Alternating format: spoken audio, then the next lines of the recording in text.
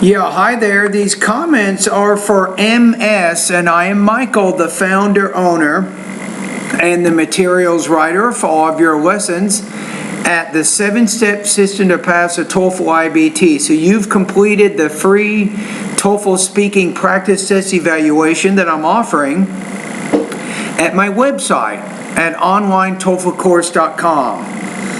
All right, so let's take a look at your response here first. So let me go ahead and download it.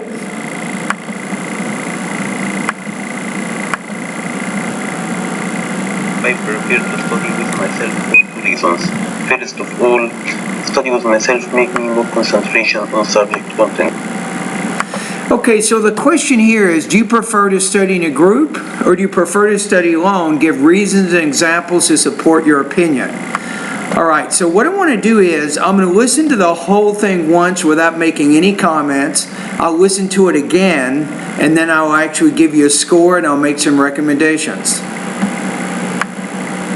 I prefer to study with myself for 2 reasons. First of all, study with myself makes me more concentration on subject content.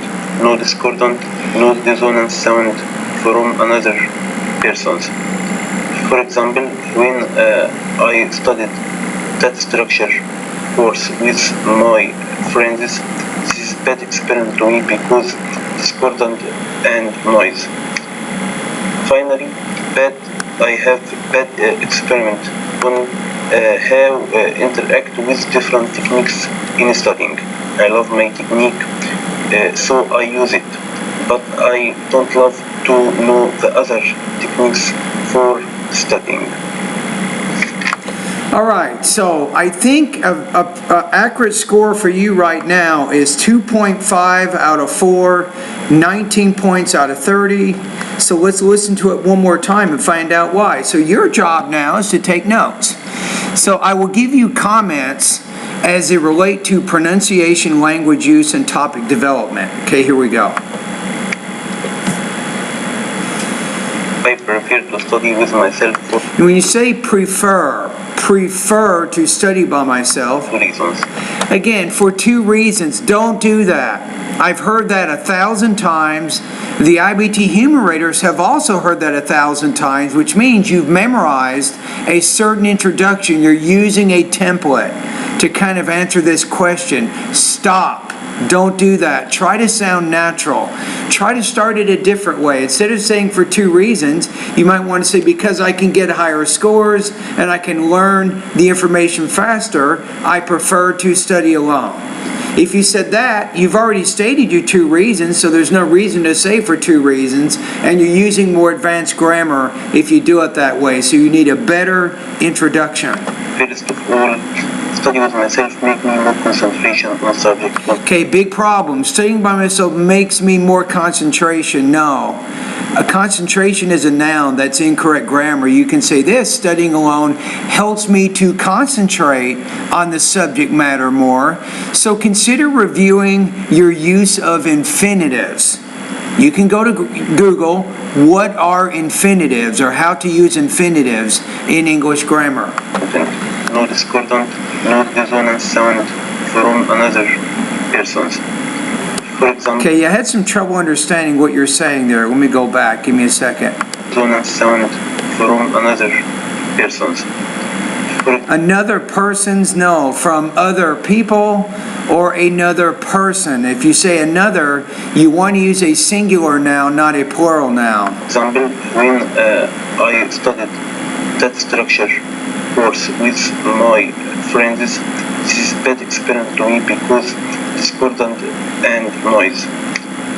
I don't know. I'm having trouble understanding what you're saying there. So you're having trouble. Part of your intelligibility issues, you're not pronouncing very clearly all the syllables in the words that you're saying, and that's making it difficult for me to understand what you're saying. Finally, Now, one thing I like how you're using transition words to try to order or organize your information. That's always a good strategy. Experiment on how interact with different techniques in studying. I love my technique, so I use it. But I don't. You like your technique. What technique is that? You might want to say, so for me, studying alone is a more effective way to get ready for my exams. Love to know the other techniques for studying. So you're trying to restate what you did in the beginning, but it's not working very well. So a lot of language use, a lot of delivery problems with delivery, syllable division. I think you need to review. You want to make sure you pronounce all the syllables and the words that you say. I think also intonation. You definitely need to vary your intonation more than you are. You tend to speak in more of a monotone type voice when you're talking your speaking task. So you got to work on varying that tone a little bit more. Also, thought groups and blending is a big issue for you, and that's causing some problems with your pacing. So these are all things that you need to solve, I think, with your delivery if you want to get better. Language use also is a mess. You got a lot of trouble with language use.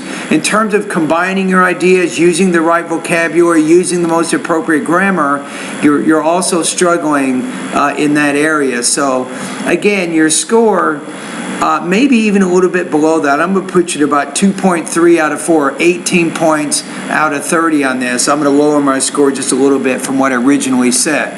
All right? And there you go. Thank you for completing my free TOEFL speaking practice test evaluation. And guess what? I actually have a TOEFL Speak Bootcamp course. If you're interested and you want to continue to work on your speaking, and think of me as your mentor.